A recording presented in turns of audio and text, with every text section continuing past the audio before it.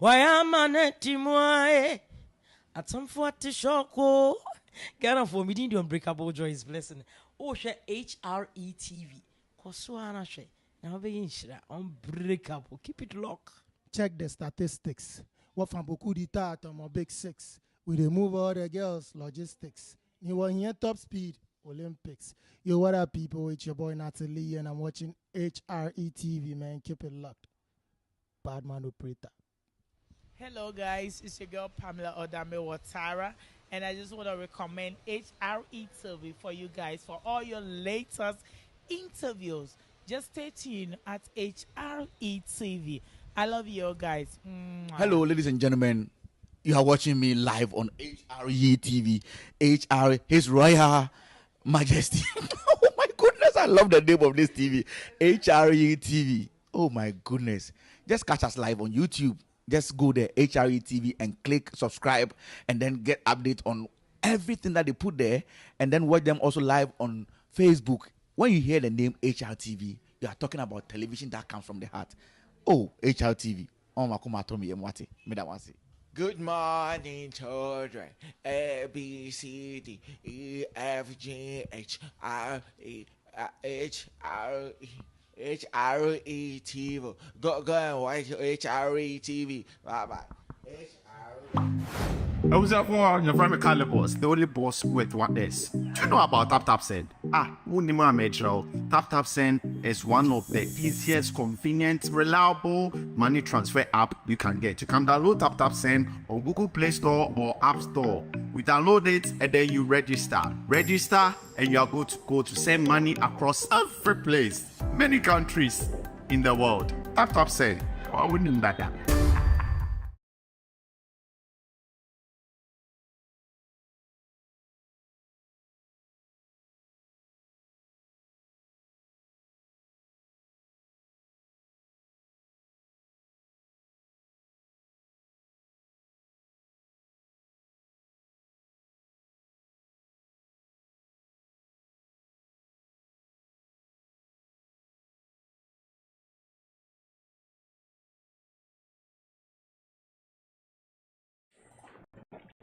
Ebusiafo ya ba munyara akwa abakese eba HITV so for HRPK in the minimum be djumede kama ama bibia akoso in the topic no ya told you say buying a home and I said becoming a home owner in the US. Buying a home and becoming a home owner in the US. And it say afei na waji egu a Mr. Fronya na unya so enfreninia na bibia enkoso kaba. So abrey link na ya shama adofo ne ebusua nyina na obia beka ye ho.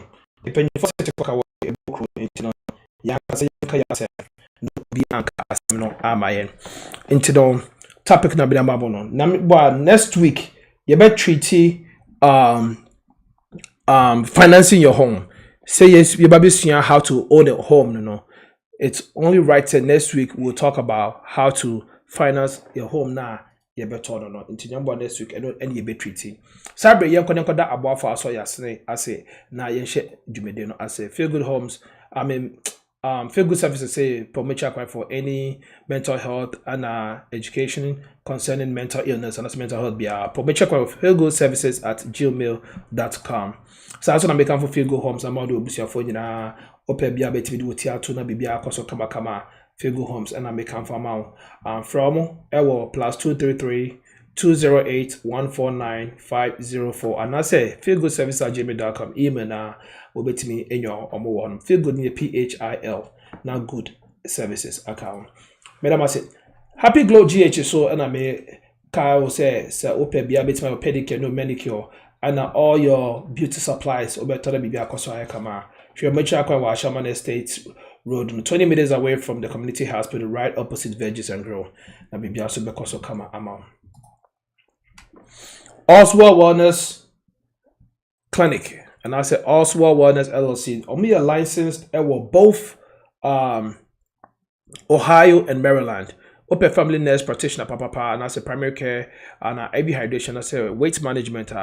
From Munenyo Mudinki Town 513-268-2740. Fighting financial ignorance in America, a best place to go ahead and get your college fund for Oma, and also life insurance. Beboa any busua enyina yenya ba Millicent Owusu and I make count for amount on friend 937 321 2270 937 270 9882. Numbers me any from catching the PK small nejo discount. Now it me set say what any busua for upright to avoid any goat farming down the line in the future. Tatapsen papa no in there 23rd September Mr. aka 7 days na bosome no ewu in raya na esha bosome na say aka 3 days na 7 days na bosome na ewu enti say sabre on download the app no and take advantage of all the opportunities that comes with using the app. Why you use the promo code PK P-KAY na afei fasa promo code no and you $15 on your first transaction.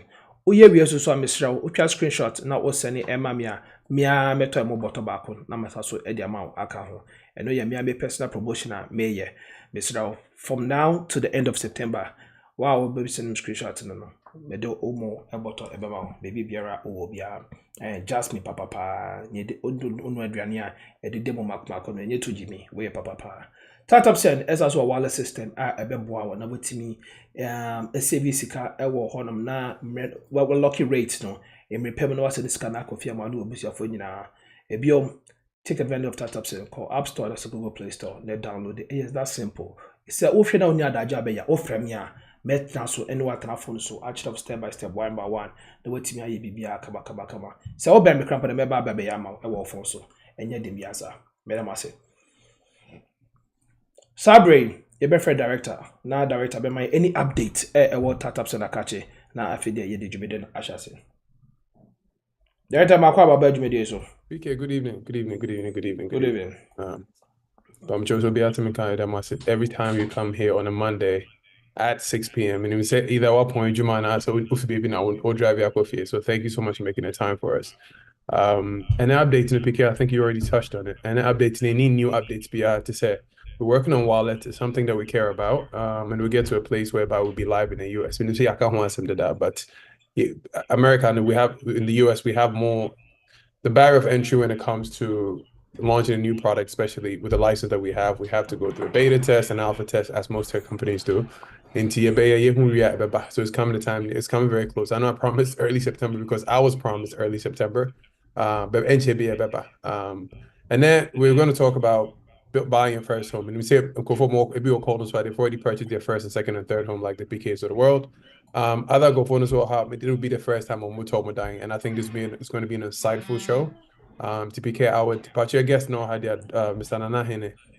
We're excited to hear from you today. So PK, right back to you. All right, thank you. In that topic, a very short, sweet, and simple. It's Mr. Ama unia ama beji ntama asem ebeba. Manembra beji information quick. Don't be home, especially those of you who are willing and in the process of getting a home. The best way to get a home amfa asembia emba dachi. Sabre ye befre yenya nana hene nia yamana kwaba. Nana, one bomb design.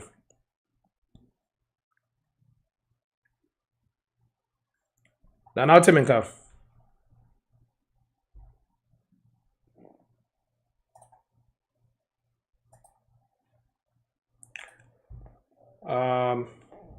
I think so. Nana line I cut it because Nana was on even before 6 o'clock a crowd. Oh, Nana, what's it make up?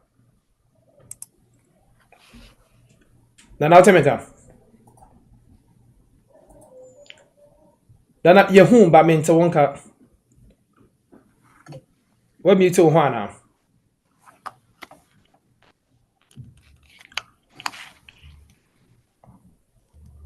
Actually, Nana, you're talking about I think I won't see you. Why allow sound, you know?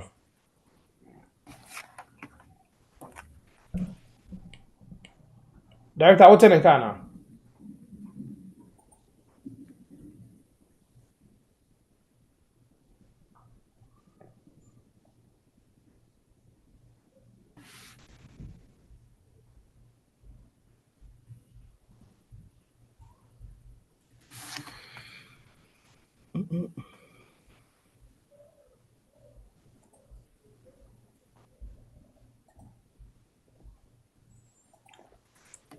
I was at one, your friend Calibos, the only boss with what is. Do you know about TapTapSend? Unima Metro. TapTapSend is one of the easiest, convenient, reliable money transfer app you can get. You can download TapTapSend on Google Play Store or App Store. We download it and then you register. Register and you are good to go to send money across every place, many countries in the world. TapTapSend. Why wouldn't that? I was at one, your friend Calibos, the only boss with what is. Do you know about TapTapSend? Unima Metro. TapTapSend is one of the easiest. Nana, you talk as I say. Yeah, you talk. I'll take her.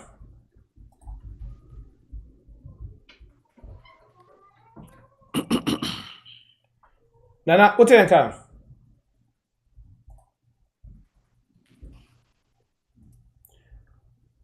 Nana, so I'll take her. Let's bra back inside.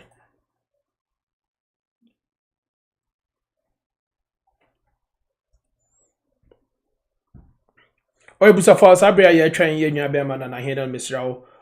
Share link no also no send a Zoom link the man will busa for no so Ember joining that Jumedian and Yakama. Mr. Pa, yen share link no na afidie. Yet be ni pado dona Embra Betty because I believe say it's easier and less time wasting say we'll be and also come back and explain be actual be to know. Even on your Facebook wall and I say be our WhatsApp status scrap it just share it out to people for them to hear how to actually be a homeowner in the USA. People usually think say you have to wait till you're 30 years old, 40 years old till you actually get a home. If you could and can, I think that you should because there are a lot of benefits a woman to even become a homeowner. A lot of people don't even know. And once you figure that out, no, the earlier the better. Dan se bako kuchetia apartment and I say rent it. Ka edema obi na nipa no actually your friend say equity. Abra sanka wana own wadi a ni nyina ye nwa be ma de be fam into the misraw. Nana waba. Yeah, name's Otimenka. Say me talk up. Okay, awesome. I think said urem for na say one allow sound na then it just makes Otimenka but say no bibia kama. Na na makwa baba djumede so. Oh yeah. One pom to say. Oh, my pomo ye come up and I won't swear. Yami ado bibia bako ye to nka che you know di djumede a che na ye say o school mo was why she ba ya twon kakra say bra na ebe mayen ni ma o ya na no. Yes. Yeah, be more there, and they want you to rehear it again into them. Where the extra. First of all, before we go into becoming a homeowner, and I hope that this show will be strictly English for the purpose of those who cannot understand our local language, but before we go into the nitty gritty and also the procedures to become a homeowner, can you even tell us what is the benefit to become a homeowner in the first place? Why should one become a homeowner? Or why do you think one should become a homeowner? So let us know some of the pros in there. And also you can also let us know the cons because sometimes, maybe a matina apartment for very long. Landlord ne bedo ebetis no ye bibia. Now I'm becoming the homeowner. No. Me na me here and as a seller, HOA the babe and as a landlord the babe. So let us know the benefits and the advantages and disadvantages of becoming a homeowner and maybe why we should become a homeowner. Then we can go into your presentation for us. Over to you. Okay. Oh, thank you so much. And I want to thank all your listeners for the opportunity to listen to me. I know this information is very needed. It's going to help everybody, including myself and everybody on the line. And I also want to thank PK for allowing me to come back again. So just to go into the benefits, as you stated, one major benefit is compared to say going for rent. Any money you pay, you don't see it. It's gone. If you pay your rent for 20 years, 30 years, that is money you're not getting back. You're not able to participate in the, as we put it, as the American dream. It's one avenue whereby you can live in the home and also have your equity build up. So as you start with a mortgage, when you're paying the mortgage down, likewise with inflation, your value also goes up. So let's say you stay in for 20 years, looking down the line, you can be able to sell it. You bought it for maybe 300,000. By the time you're done, maybe you have only 50,000. You can sell it and going away with almost 250,000 in equity. So that is one of the major benefit, whereby compared to renting. Another one is if you have your own home, you're entitled to do whatever you want within your home. You don't have any restrictions from the rental company telling you can paint this color, you can paint your room this color. So that is something that you have. It gives you that freedom. It gives you that liberty to be able to enjoy your home as fit. Another aspect could be depending on where the house is, you can also use it as business. Compared to you renting it, that will be another restriction. So you can use your home as a business. And I know a few individuals that use their homes for, let's say, the home healthcare. They can play a role into that. Some use their homes for short-term rentals. They can do that. So that is the benefit to that. However, with every benefit or every pro, there's a con. So some con is when should there be any breakage or any damage, that is up to you. However, all these, there are always mitigations, controls that you can put in place, and that could be having an insurance. So if you have insurance or warranty, let me put it, warranty, there are certain warranties that will cover your HVAC, your air conditioning. When it goes out, you can have that taken care of. When you have, let's say, there's a flooding in the home, if you have a home insurance, that will cover it. But there are certain things like cutting your lawn, other minor things within your house that it might not be within, let's say, will not be within the deductible for your home insurance. That has to be covered by yourself. So these are some of the pros and the cons. Mostly the freedom, the ability to build equity in your home. So live in your home, enjoy it, and then also get the benefit out of it. But just know, when you are a homeowner, all the responsibility lies on you. Should there be any damage, you can't call your property manager, because you are your own property manager. You are your own owner, and you have to deal with that. All right. Thank you.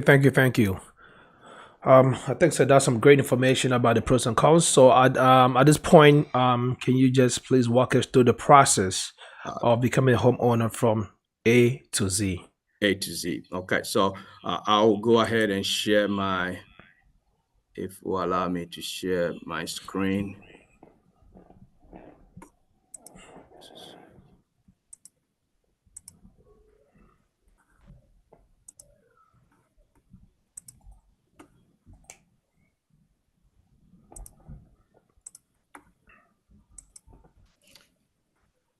All right.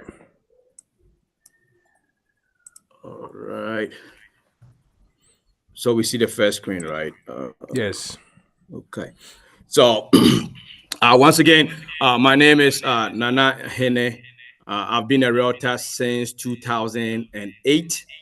Since 2008, I've been based in San Antonio. That's where I started, San Antonio, Texas. I'm with a firm. My firm, or the brokerage in which I hang my license with, is IH10 Realty. IH10 Realty. So going into the next one, this is just a disclaimer, just to know that this presentation is intended for educational purposes only. So if you need any advice pertaining to going through the whole process legally, just consult myself or consult a real estate agent. All right, so just an overview over what we'll be going over is we do have a single family home. Single family home, we'll go over what multi-family home is, and that pertains to being a duplex, a triplex, a fourplex. And then when we talk about apartments, we're dealing with 5 units or higher, 5 units or higher. All right, so when we talk about single family homes, it's a single family home. It's a freestanding residential building. A single family home are designed to be used as single dwelling units with one owner, no shared walls, and its own land. So just like the picture you see over there, if you go into most communities, you see that home, it has nothing attached. Nana? Yes. Nana, can you hit play on your app on the bottom right corner, so that we can get the the one that looks like the bowl? The bottom right, so we can get the full presentation, because the image looks a little bit back, further deeper. So to the right. Yeah, the bottom right.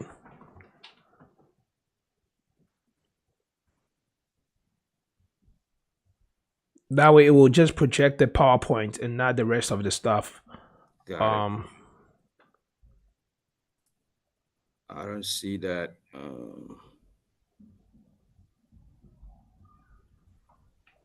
Hello, PK. I think he can put in a presentation mode. okay, so then maybe with yours you have to put in the presentation mode, but usually it's on the bottom right on the. I can see it on the screen. Come down. Bring his cursor all the way down. Yeah, bring your cursor all the way down. On your screen, or you took it off. I took it off. Yeah. Like bring the presentation back.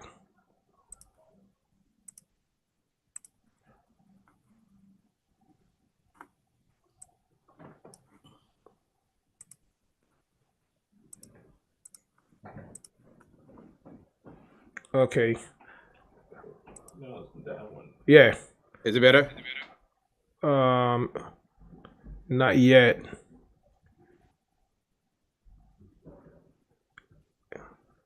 Maximize it. Let's see. I did. I put it in presentation mode. Okay, click on it again. Let's see. Click on the ball again.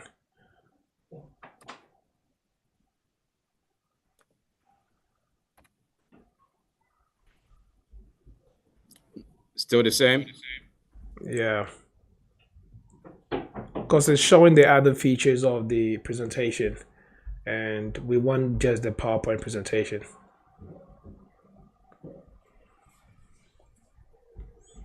Click on the father's icon on your bottom right screen. Okay, try something else. Go all the way to the farthest right and click on it. Bottom father's The bottom right. The one that looks like all the way after the percentage of your screen. Go all the way right. I don't see your cursor. Yeah, right there. Go all the way to the bottom. To the It's the last icon on the bottom right. where it says more. No, right after the percentage of the zooming. Oh. Got it. Let me see. Yes, that one, the arrow Yes. one, fit to the Yes. window. Yes.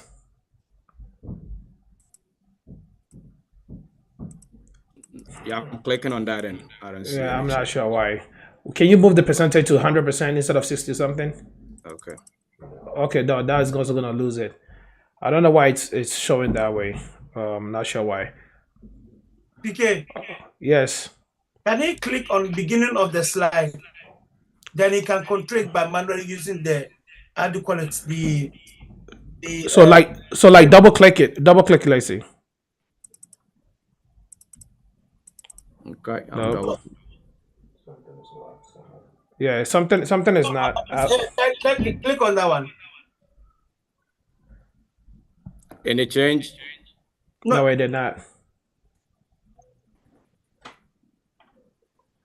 Well, let's just proceed. Let's just proceed with it because I'm not sure why.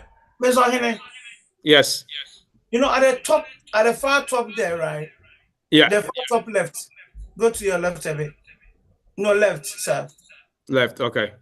Yeah. So yeah, count 1, 2, 3. After the series, yes, that one. Click on that one. Let me see something, please. Did it change on your end? I don't see. No, it did That not. should have changed it to go into the slide mode format. Yeah, it's the on same side thing on the mode bottom. on my end, but it's not showing up on your end. I don't know Yeah. why. Oh. Yeah, that's fine. Let's go proceed. Okay, no problem. We'll work with it. All right, so I think I was on this slide, the single family home, whereby it is within, you go into your community, you're going to see that is the only standing. You don't have, you have a neighbor to your left or to your right. However, that is just, you have your house yourself, you have your own fence to the yard, to the back that you can have your kids play around. So that is single family dwelling. The next one is the multifamily home. It's a residential property containing more than one housing unit, but less than 5. multifamily property offer multiple units to rent out. They can also generate multiple streams of income. These units may be built on top of each other or side by side. So this is the same concept compared to a single family home. You have your let's say 3-bedroom, 2-bath, or 4-bedroom, 3-bath. However, multifamily is considered as one unit, but underneath that you have 2 or 3 or 4 separate units with 3 bedrooms, 2-bath that you can stay in just one and then rent the 3 out. With that being said, that is considered as, in terms of loan funding, is not considered commercial. Anything below 5 is not considered commercial. Anything above 5 is considered commercial. So with this kind of homes and the single family home, you can, if you say you find a duplex or a fourplex, that is about 400,000. The bank will just give you the loan for it, considering it as just you dwelling in, and then you can rent out the rest. So that has an investment aspect of it that you can rent right away, compared to the single family you just dwell in at that moment. Going over the home buying timeline. So home buying timeline, I've categorized them into 4 stages. One being the passive home buying stage, the active home buying stage, and closing process, and then finally having the keys to your home. So going into the passive home buying, let's say that is about 6 months or 9 months out. You say, oh, next year, September of next year, I want to get a home. That is when you start the process. Or 6 months from now, I want to get a home. Let's say March of 2025, I want to get a home. Then you start the process by starting browsing homes online. Literally, you can do everything pretty much from the comfort of your home. So you start looking at what criteria you want.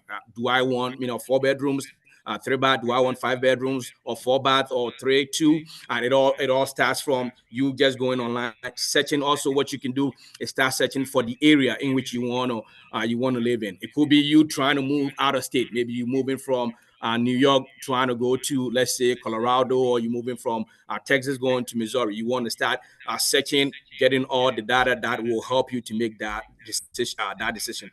Also, one advantage of that period is you can start saving towards the home. So most homes, there are various means of paying for it, or various programs that are available. However, the more you can put down, the better it is. So there are other programs that offer 5% down, 3% down. So depending on what it is, you can start saving for that. So saving for down payment. One other thing you can start working on is also improving your credit. So if you have any credit issue, you can start working with credit facilities at this moment, trying to make sure if there are any issues on your credit, you can start fixing them. If there are, you have a lot of balance on your credit card, you can start paying those off. If there is student loan you need to take care of, you can start working those. So 6 months plus or a year out helps you. And that is a passive mode, to be able to make sure you get all your finances lined up, ready to go into the active home buying stage.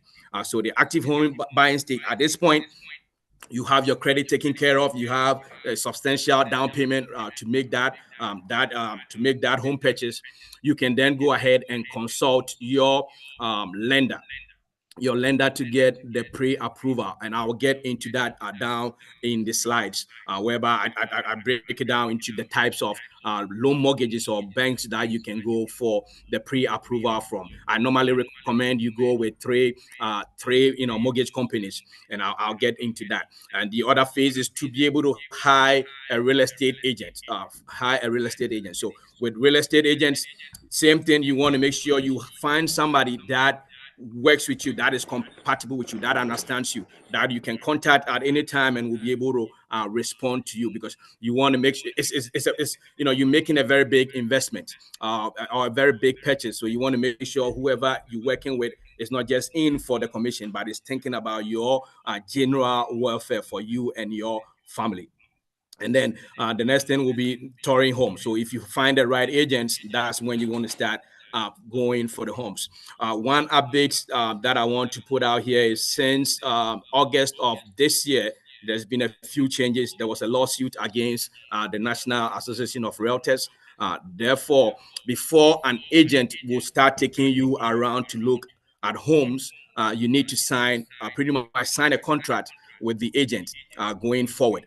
And now sellers don't want to pay for the buyer's commission. That was where the lawsuit came from. So most buyer's agent will negotiate with you. You as a buyer will be paying for your own buyer's commission. So that is an update that we need to take note of. In the past, prior to August of this year, pretty much it was the seller that was bearing majority of the cost. Now buyers are going to be bearing part of the cost. So that is one changes that came up. And then finding the right agent will lead you into being able to negotiate on your behalf. Now they're getting paid. You are paying for the services of the buyer's agent as well as the seller agent, the seller as well, or the seller's agent. So you want to make sure they are negotiating and getting you a great deal. And then we'll get into the closing process. Normally, to be able to process your loan mortgage, it takes about, let's say, 30 to 45 days. So that is how the loan processing goes. And then another concept is, or something that works on behalf of the buyer and the lender, is home appraisal. And then home inspection is for your own good, making sure the home is structurally is in good condition. And also there is a title company on the side that goes into title search, and then finally to your closing day. All right, so on this slide, we're talking about the types of brokerages around. Most of them might be familiar with you. We have the likes of Kelly Williams Realty, Century 21. Redfin is now, it's not a brokerage, but it's an online brokerage. You go in, they have agents as well that can represent you. You have Realmax, they've been around for a while. The company I work with is IH10 Realty, based in San Antonio, Texas. However, we are able to work across the United States. We have partnership with other brokerages, so we can work across the United States. So one thing, I think there's a few misconceptions about the structure of how the real estate industry is. For an agent as me, we normally hang our license with a brokerage. So here, let's say if I'm working for Kelly Williams, the agent will hang their license with Kelly Williams. Within that, there is a broker that we account to, or who overlooks whatever we do. So everything we do is by law, making sure if there is any misunderstanding, you will go to, not with the agent, but you will go to the broker who is within the brokerage. All right. So back to your pre-approval for loan. You have your credit score is good. You can either go with a traditional bank. So a traditional bank, we're talking about the likes of Bank of America, the likes of Wells Fargo, the likes of Chase Morgan. These they offer great standard loans, or the standard loan that you need, and they approve the loan and then they fund the mortgage. So they approve it and then they fund it, so it can stay within the bank. Standard rates, normal rates apply, and they do not charge a lot of fees. However, their processes are very slow. It's the slowest among them. They're going to be going back and forth, bring this paperwork, bring that back and forth. So that is the traditional bank. And then we have the correspondent bank. Those correspondent banks, some of them is the Mortgage Rocket. They are great for standard loan as well. They approve and fund loans. Their rates are normally cheaper, and their processes are very quick. For those with the veterans, you have Veterans United. They are called correspondent lender. And then we have the mortgage lender. One that comes to mind is Lola Lending. That is based in somewhere in Louisiana. However, they are kind of like a one-stop shop.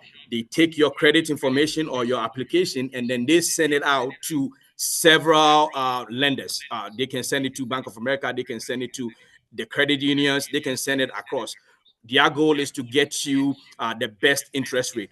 However, what you realize is they send them out, and all the other banks that they send it to will start running your credit. So you're going to see, you taking a low ding to your credit score across the board. However, any mortgage application you do within a span of 30 days is counted as one. So that is something that will go away later on. However, for mortgage brokers, they spread it out and they're trying to get you the best deal. Like I stated earlier, you want to be able to get, a pre-approval. If you can get a pre-approval from at least 3 mortgage companies, that will be to your benefit because you can be able to shop around and then have them negotiate against each other. So that is the aspect for the mortgage lenders. Moving on, there are several types of financing. But the first most important thing is, let's say if you have the cash in the bank, you can just go in and buy it.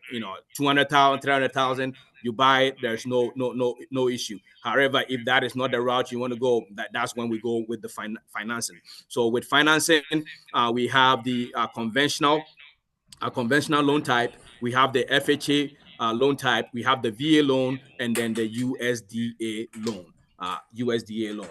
So getting into the conventional loan. So conventional loan is not insured or guaranteed by the government. So this is a loan that is on the bank. So anything that happens to the bank sells, gives you the mortgage and it stays in-house. It is not backed by the bank.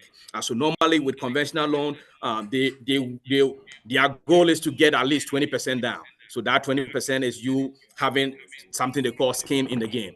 However, due to competition from FHA loan, VA loan, they've dropped it. It's been dropping now. It sits around 5%, between 3% to 5%. Some will say, okay, bring 3.5. Some will say they try to match FHA, but traditionally they want 20% down. This loan can either be conforming, that means it meets Fannie Mae and Fannie Mac standards, or non-conforming. So anytime they say conforming or non-conforming, all it has to do is there are certain standards that the federal government gives that, okay, if you can package a loan this way, I'll buy it from you. But that is something you don't have to worry about. But all you have to know is you have the conventional loan. Non-conforming means it doesn't meet those standards, but it's going to stay in-house.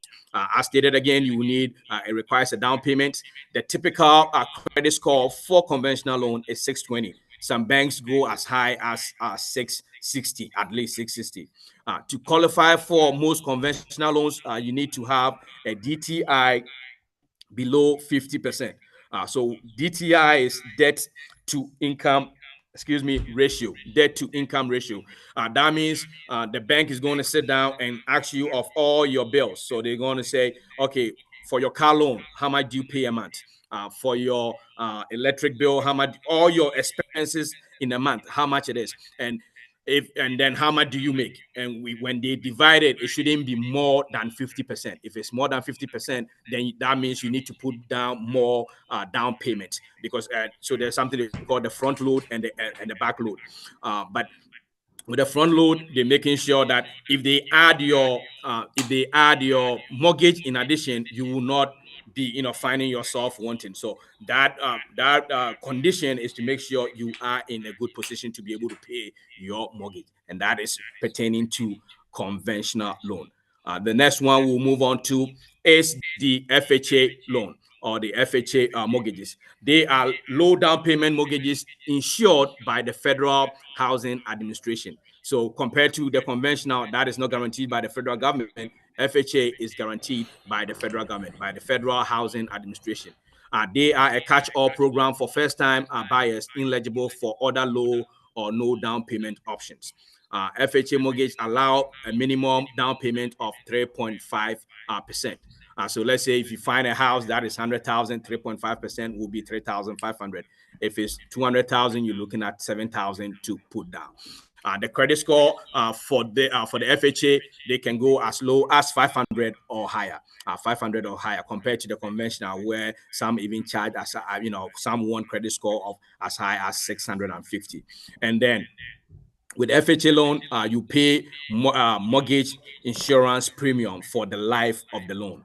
So what that is since conventionally or traditionally you need to have 20% down to avoid paying this, with FHA they charge you, in essence they buy an insurance on your behalf and you have to pay that insurance to cover that difference that you were not able to make. So that stays on your mortgage for the rest of the life of the mortgage, until it is sold. And then that moves us into the VA loan. So the VA loan is exceptional. It's geared towards military, veterans, National Guard or reserves, or surviving spouse. So with VA mortgages, there are no down payments with no mortgage insurance compared to the FHA we just talked about. You don't pay any mortgage insurance. That is also paid for on your behalf by the government. So you don't have to put in the down payment. FHA, you put in 3.5. For VA, you're not putting any money down.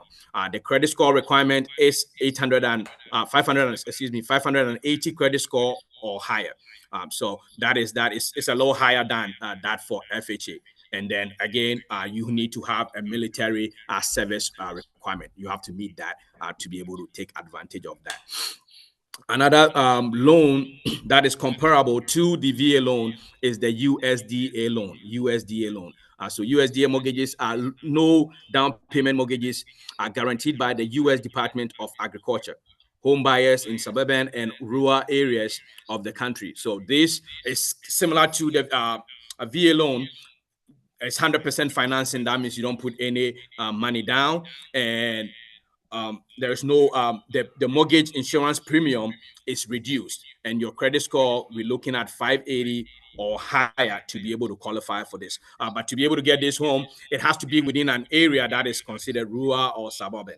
So that is mostly is homes that is close to the countryside where there's farming. Is more geared towards farmers. But if you happen to be within that, let's say if you have to drive 45 minutes away from the city and qualify for it without putting any money down, I recommend it any day. So that is also another available loan type. All right, so that covers the financing. So if you can go to the mortgage company and say, okay, hey, I want to get my pre-approval. I want to go the conventional route, or going the VA route, FHA route, or the USDA route, and that will set you up. On this slide, I know since I'm not able to display fully, it might be very hard to read. But this talks about the FHA mortgage limits. So within every vicinity. So this, I have it up for the state of Massachusetts. And it's broken down into to my far left is the town or the metropolitan area within that vicinity. And then when you go all the way to your right, you will see, depending on whether you going for a one family. So one family is the single family I talked about. Two family is the duplex, and those houses two together. Three family is the triplex, and then the four family is the quadplex or fourplex.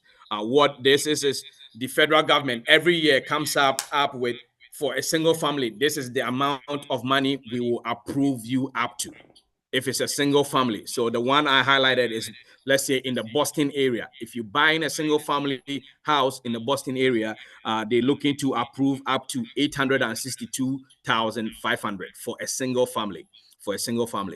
For two family, you get in a duplex, the bank is willing to approve up to 1.1 million. For three or triplex is 1.3. For fourplex is 1.6 million. That is in the Boston area.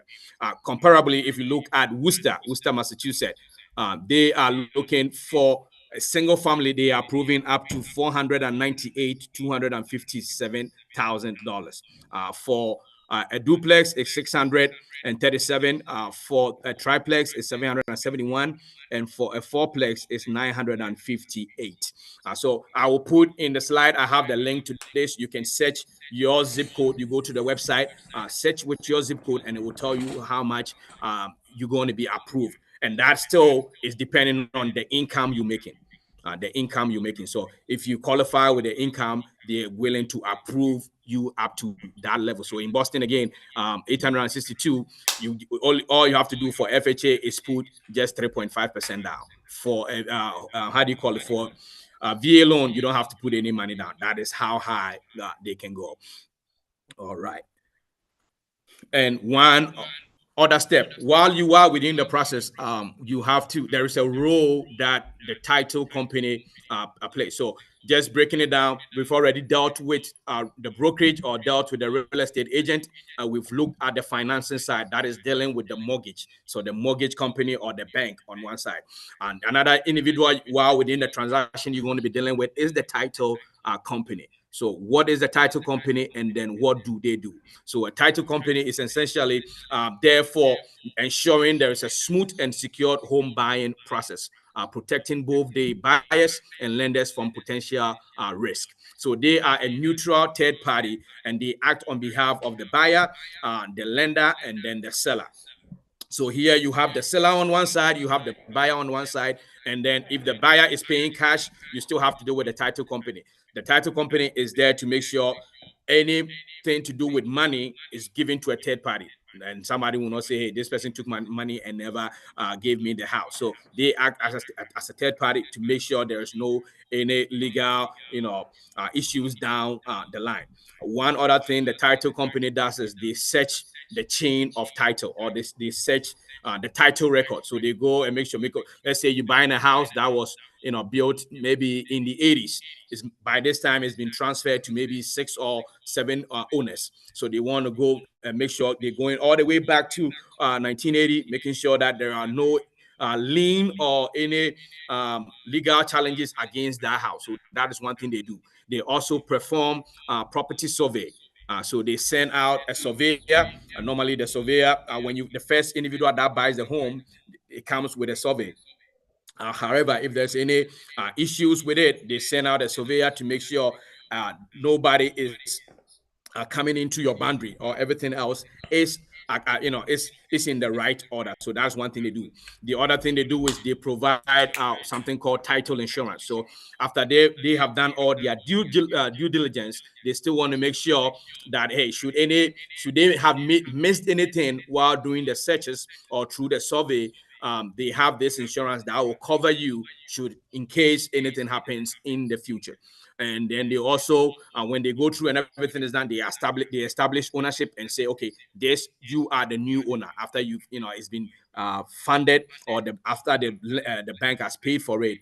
They can claim that, okay, they will type everything out on the title and in the deed saying that, hey, this home belongs to you. And then they manage the closing process, making sure all the fund transfers come through them before they disperse them to the individual parties within the transaction. All right. Another role that you're going to be dealing with is home appraisal. So let's say you find a house, you love it, your family loves it, you're able to put it under contract for, let's say, $400,000. You are all happy with it, and then you have your pre-approval for, let's say, $500,000. So the $400,000 is within your limits. However, the bank wants to make sure that, hey, the $400,000 that I'm giving to you is actually worth, or the house is worth that amount. So they send out an independent individual, once again, as a home appraiser that goes in, and this what they are doing is they are trying to determine the fair market value of the property. So if you go in for a mortgage, the lender is going to request for an appraisal. So normally as an agent, we make sure we put an appraisal contingency in the contract. What that means is, let's say the appraiser goes and comes back and say, hey, the house is not, you put it under contract for $400,000. However, it is worth $300,000. If you have that contingency in your contract, the homeowner or the seller can either drop the price to the $300,000 or you walk away. So that is what the contingency does for you. However, over the last few years, due to shortage in homes after COVID, a lot of people were waiving those contingencies. They were even, for the asking price, they were going higher than that. But I always recommend, it depends on if you have the money to make the difference. Let's say it comes in $300,000 and you put it on an offer for 400,000 and you have the 100,000 to make the difference, the bank will take that. However, they only loan you 300,000 because that's what the appraisal came back for. So that is on your, it's a personal decision. However, in a normal circumstance, you want to have that contingency whereby if it doesn't meet the fair market value, you can walk away from the home. All right. Another party within the whole real estate transaction is a home inspector. So home inspector, this what the home inspector does for you. This time is for your own good. So the home inspector is going to do a visual assessment of the home's condition, identifying any potential issue areas. That is, they're looking from the roof all the way to the foundation. They're checking everywhere, making sure all the mechanics within the house are in order. So they check in all the plumbing systems, the electrical systems, and to just going under, making sure that there's no issue whatsoever. We normally recommend whatever home inspector you go with is certified by American Society of Home Inspectors. The cost ranges from somewhere around $300 to $900,000, depending on how big the home is. But that is an investment that you're trying to buy a house that is $400,000. Paying that $300,000, paying that $300 or $900 will go a long way because they're able to catch certain issues that you don't have to deal with.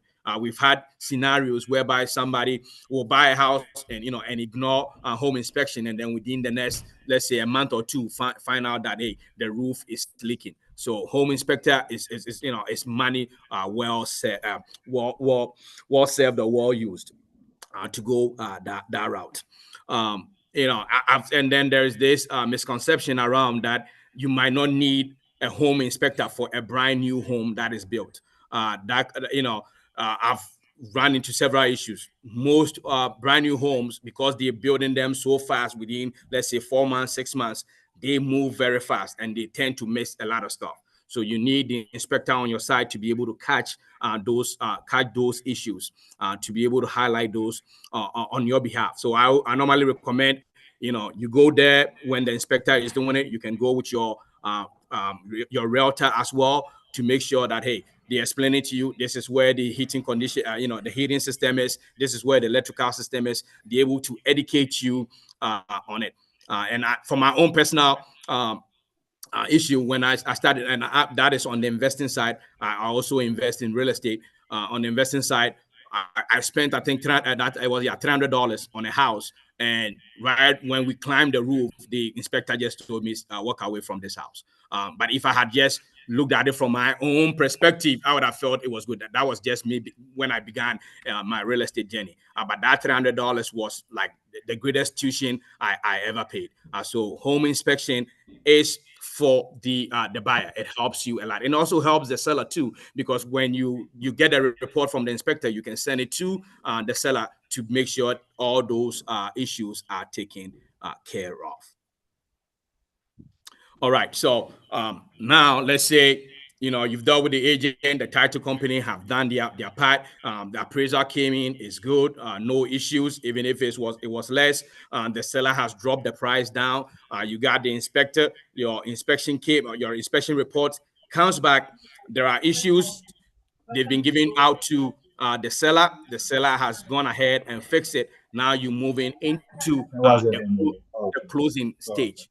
You're moving into the closing stage. So these are normally requirements for closing. So with closing, you're going to need 2 forms of ID. Either you have your U.S. license or non-driver's license, state ID that works, military ID. If you have a valid Canadian or Mexican driver's license, that works. And also, if you have your current U.S. or foreign passport, if it's a foreign passport, it has to have a stamp in by immigration to be accepted for the transaction to go on. Then they're going to send you, back in the day, you used to go out with a certified or cashier's check. Now almost everything is done, wirely, or they transfer the money into the account. So you want to make sure you are in communication with the title company. They're going to send you the wire instructions. You need to follow those and send the money. Normally, they do it 3 days prior to closing. 3 days prior to closing. So they send that out to you. You send them the money, and then you go for the closing date.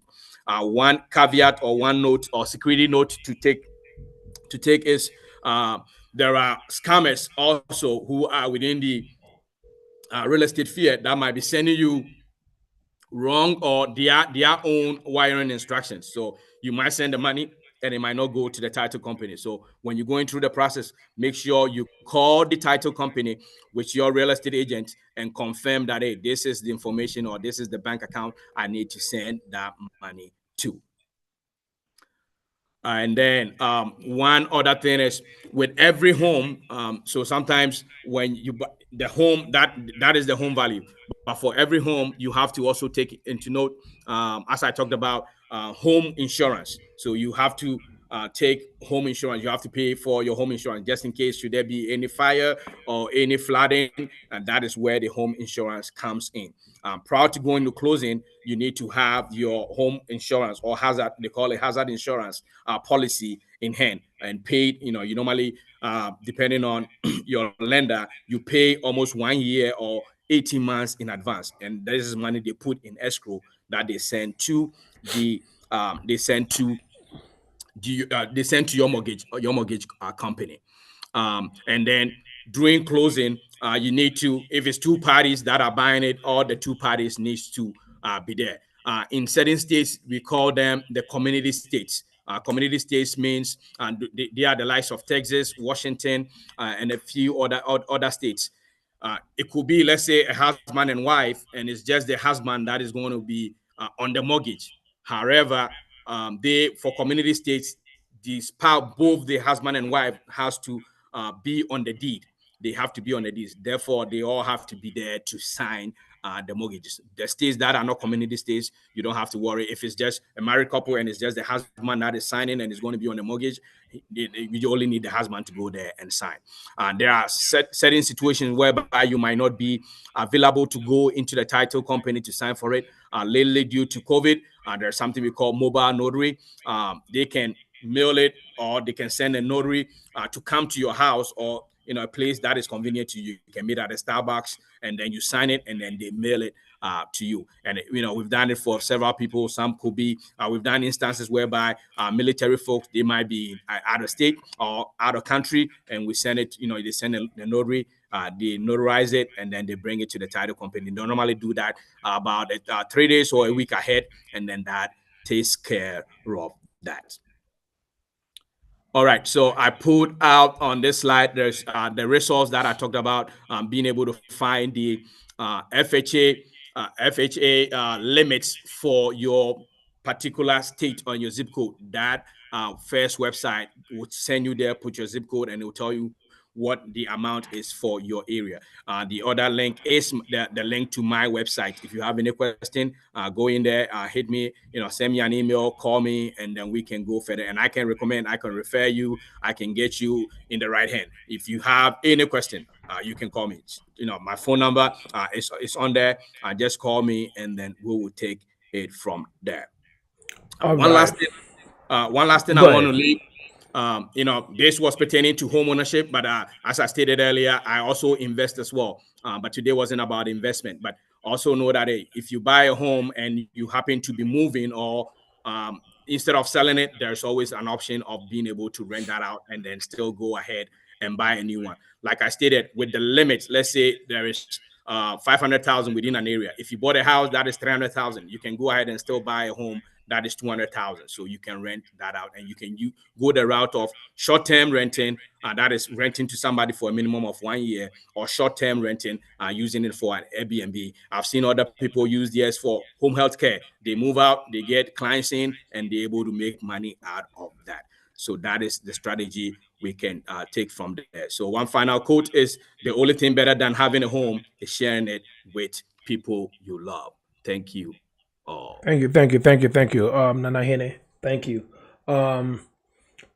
Wow, that is a lot of information packed in one, Hamper, and we appreciate your time and your concern. At this point, we're gonna open up for people to ask questions, and also with your number, do you mind if you just type your number in there so that people can contact you just in case they have some questions or they even want you to be their realtor? Are you open to, operate in all the 50 states or just some Yes. states? Yes. Okay, so you licensed and all. Okay, all Yes. right. So just gonna type your the company name and also your number there so that people can contact you.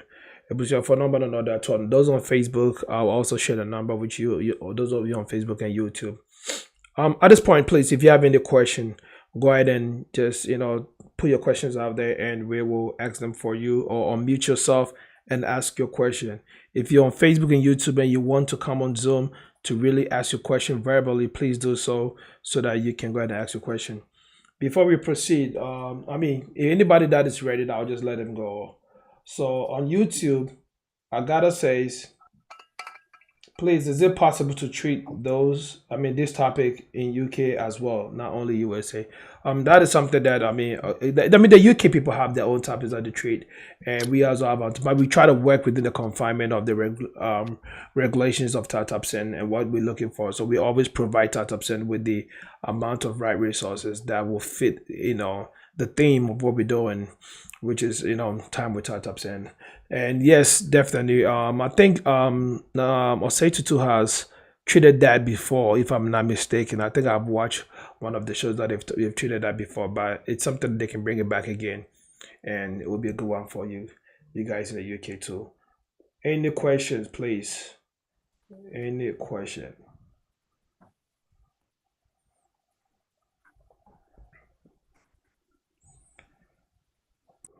Please unmute yourself if you have your question. Tell us where you're calling from.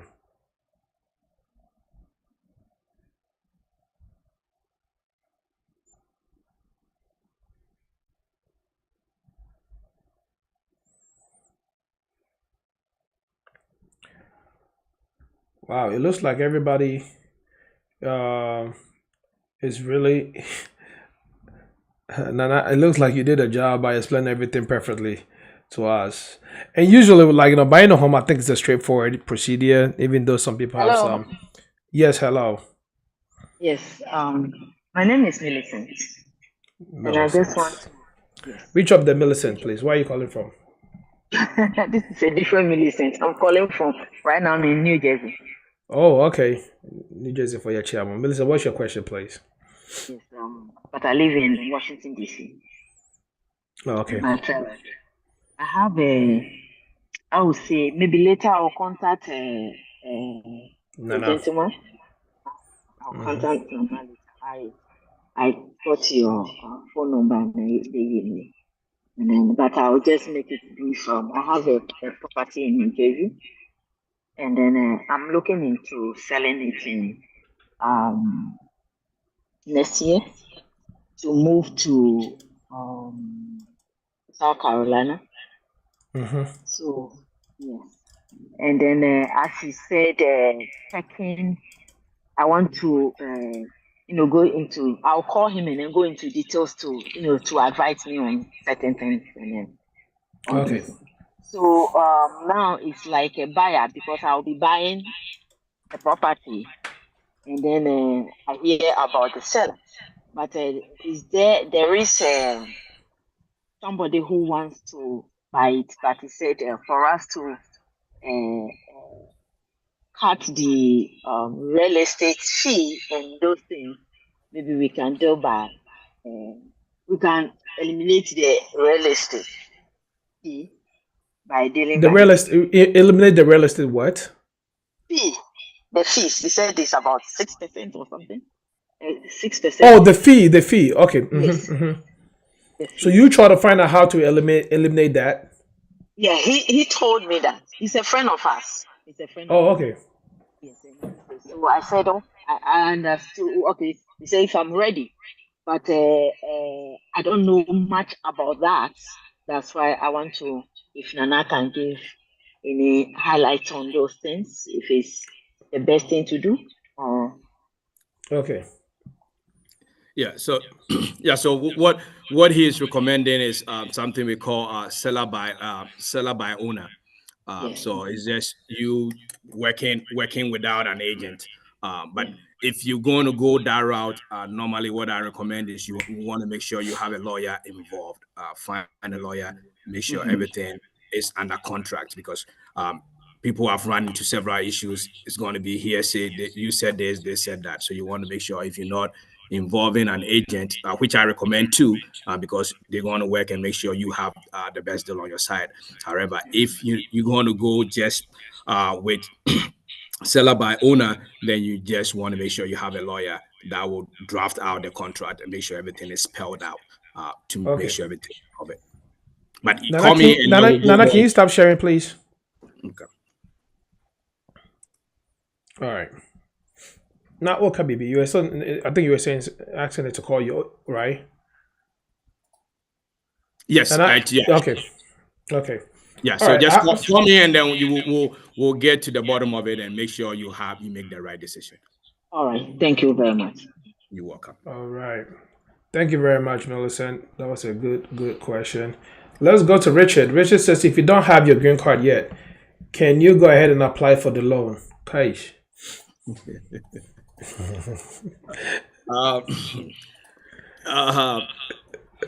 For the loan, I know there are. So what? It depends on what status you. I think he went on to further explain. He says, I mean, if you don't have your green card yet, can you go for the mortgage, or it's only for green card and passport holders? Yeah. So I've seen scenarios whereby, depending on the state in which you are, there are certain states they will allow you to use the EIN number or the tax ID number, and in those cases, they create it as a business or as a business entity buying the house, and you have to in all those cases they do it case by case, but you have to show that income that you'll be able to afford it. But those are special cases, and there are a few banks that do it, but it's not a lot. But it depends on the status. For, let's say, the DACA, those under the DACA program, they are able to do it.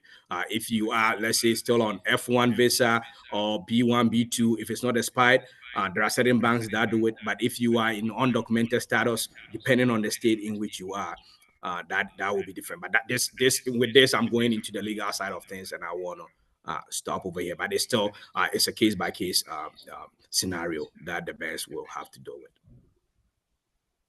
All right. Thank you. Any more questions? Please unmute yourself.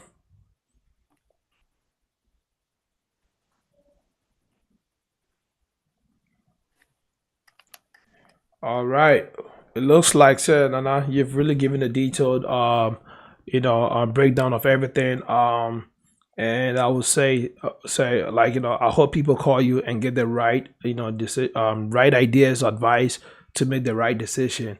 Because the last thing you want to do is get in a home and later on you have to walk away because you didn't like something from the beginning and losing your earnest money or your inspection fee. Or maybe you get a home and realize that you just bought nothing but trash. You don't want to do that. So, okay, we have a message on YouTube. This is from Feel Good Services. Can you please explain why the lenders sometimes say the loan is so much, so the buyer have to come up with more money, jumbo loan or something? Wow, that is a very good question. And also next week when we do the financing your home, we will probably bring up this question again to the financial guy.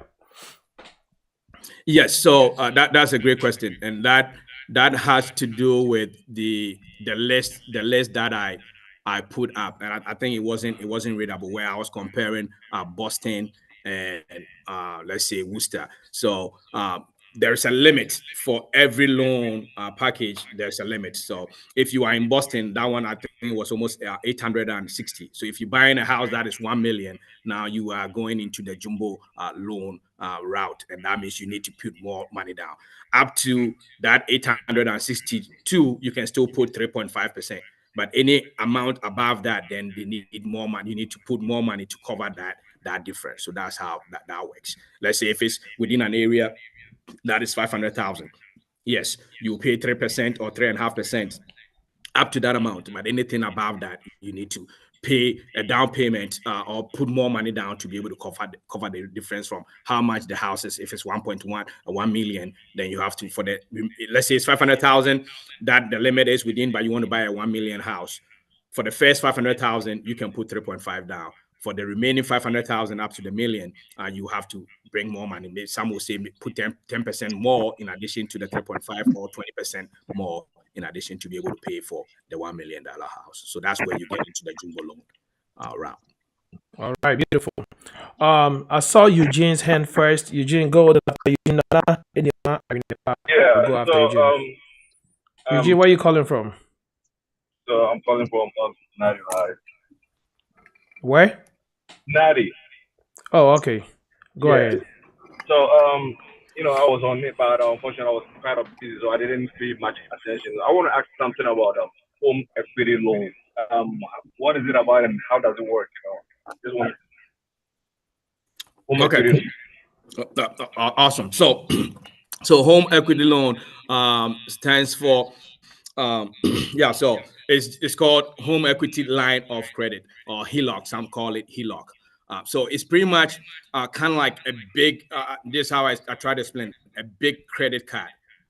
However, it is against your house. So let's say you bought a house for 300,000. Now the value is 500,000. It's appreciated, or you paid it down. That is the difference. So the bank will say you bought it 300,000. It's now 500,000. That 200,000 difference, we're going to give you, let's say, 80% of that amount, or we're going to give you 50% of that amount. So they will give you kind of like a loan, or kind of like a credit card with a limit of 100,000 if they're giving you 50%. So you have that 50% that it sits in your account. It said they will create a whole account or account number for you, but you only get charged when you use that amount. So the 100,000, if you want to buy something, say 20,000 to fix your home, that's when they start charging interest. The interest rate is normally between 5% all the way to, some can charge all the way up to like 10%. So it's just like a credit card, but it's backed by your house that appreciated. So, and that creates a lien, which we call a second lien, onto your home. So if, let's say they gave you 100,000, you've used 50,000 of those, and then you try to sell that house. When you're selling it, you have to pay that 50,000 off. The 50,000 you use, you have to pay it off and pay off the mortgage as well before you can sell that house. And that is some of the job that the title company does. So that's where it comes in. So when you use the 50,000, you pay it, it's back to the limit again, 200,000. So it's a big, I look at it as a big credit card, but it's backed by your house equity. The equity that you've gained into your house. Instead of selling your house outright to get that 200,000, you can get a loan, a second loan, though you still have the mortgage, and then you can have the HELOC on top of it. All right. So let's look at this question. Nananima, give me a second, okay? And Solomon will call you after Nananima. Haruna Isifu Rana says, I am told they have a free grant of $7,000 for the first-time buyers. How true that is? I mean, how true is that? That is true. That is true. So it depends on the state. So there are certain programs, and thank you for bringing that up. There are programs called down payment assistance programs that is given in certain counties or certain cities.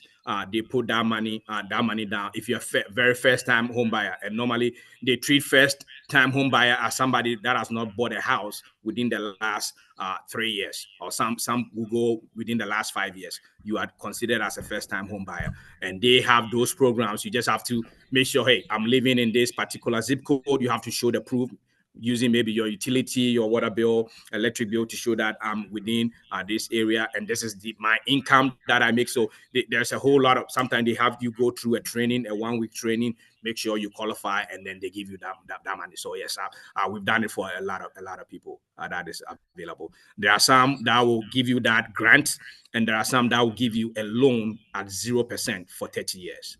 So instead of going for the grant route of 7,000, some will say we'll give you a loan of 10,000, but it's 0%, and you pay it for the next 30 years or the life of your mortgage.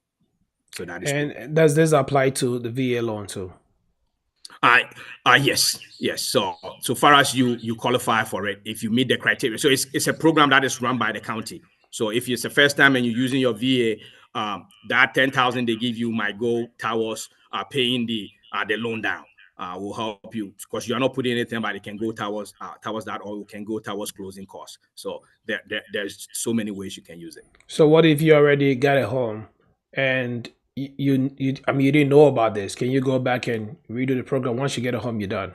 No, once you get a home. Okay, let's go to this question. Then we call it the Nanima. James, so also says, is it a good time to buy a house now? It's like a buyer's market. Yeah. So as of now, we are shifting into a buyer's market. However, with the just as of last week, the interest rate was cut a little bit by 50 points down, 0.50. We are also in an election year, so a lot of things can change. But as of now that we're speaking, yes, we are moving into a buyer's market. If you all you have to do is something, just go on Zillow and you see a lot of homes.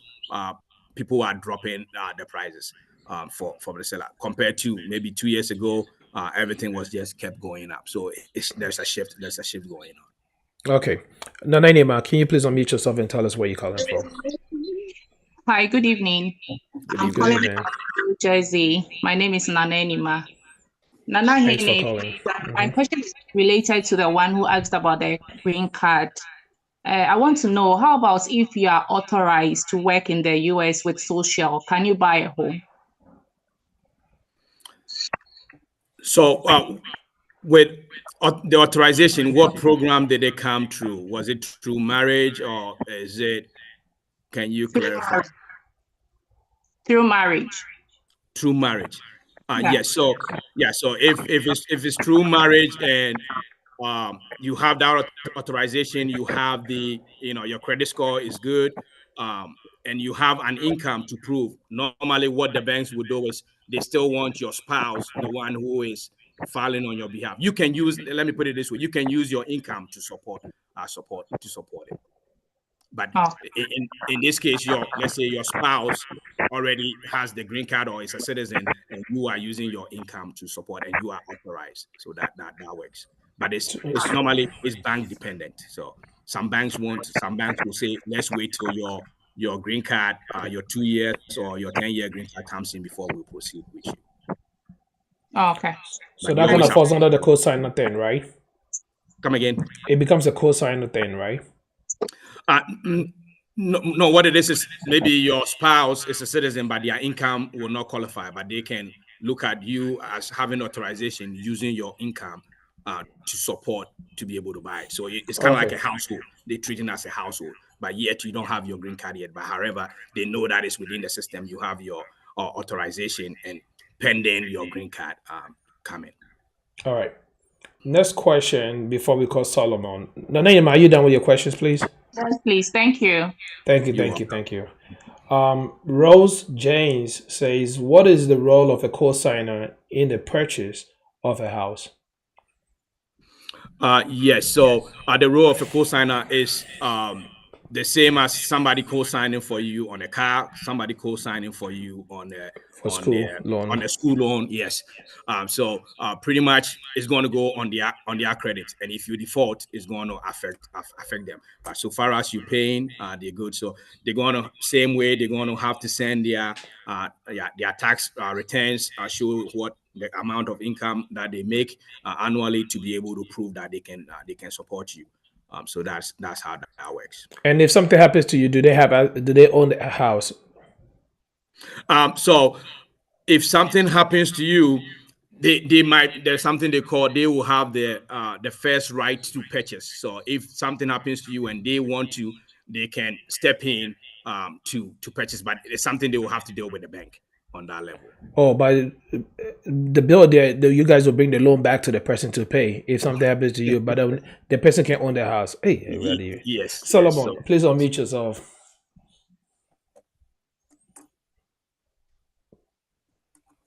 Hello. Solomon, can you? Yes, sir. Solomon, can you hear me? Yeah. Yes. Please unmute yourself. Tell us where you're calling from. Yeah, thank you. Thank you, Nana Hene, for the explanation. I'm calling from Columbus, Ohio. Yeah, is there any way that you can, explain to us, the implication of, implication of refinance, both the good side and the bad side? Okay. All right. So thank you for the question. Refinancing, there are many routes to refinancing. There's one that we'll call it a cash out refinance. So cash out refinance, let's say you bought the house. Once again, you bought it for 300,000. It is now 500,000. So this goes in with the question about the home equity line of credit. In this time, instead of let's say your interest rate was 3.5 when you got it. When you do a cash out refinance, instead of getting just the credit card that you can use back and forth, this time you can refinance it. That means the mortgage starts all over again. With refinances, if you've paid for 5 years, you got 5 years. If you refinance, the mortgage just starts again. So that is one caveat to do with refinance. So they give you a new loan. So they give you, let's say, they give you another loan. You bought it for 300,000. Now they're going to give you a new loan for, depending on how much you want. You want maybe up to 500,000 or up to 400,000, and that will become a new loan that you have to pay for, let's say, the next 30 years. And then the difference of the old loan, let's say the old loan was 300,000, the difference was 400,000, and the new loan you got was 400,000. Now the 100,000 comes into your bank account, and you can use it as much as you want. But you now have, let's say, a new mortgage with a higher payment. And in this condition, maybe you had a cheaper interest rate, but now we know interest rate is up. So you have a new loan, higher interest rate. So refinance is normally recommended if you had your interest rate at 5% and now it has dropped, then you can go ahead and benefit from it. But if the interest rate is going up, you're going from a low interest rate to go up and start a whole new loan, it is not recommended.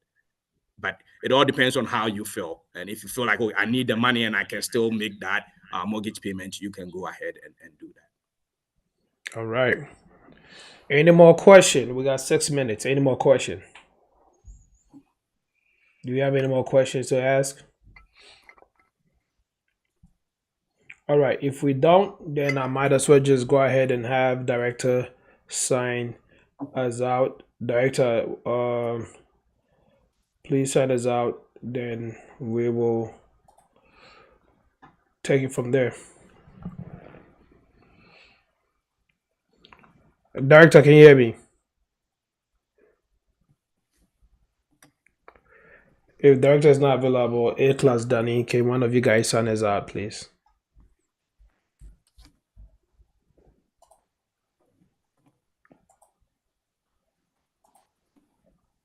All right, since none of them are available at the moment, I will just go ahead and say thank you very much for coming. Thank you so much for your time. We really appreciate it, and all the questions that were answered.